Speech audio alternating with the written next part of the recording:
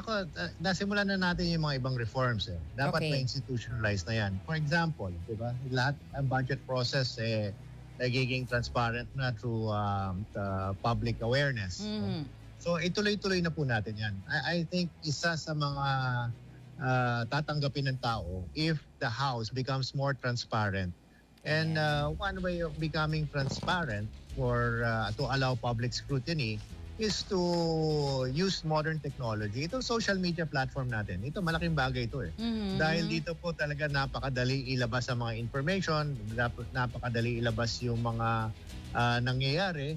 And kung i-embrace natin tong teknolohiya na to para magkaroon ng transparency sa lahat ng aspeto na ginagawa ng Kamara, malaking bagay na yon, malaking hakbang na yan para sa pagbalik ng tiwala sa House of Representatives.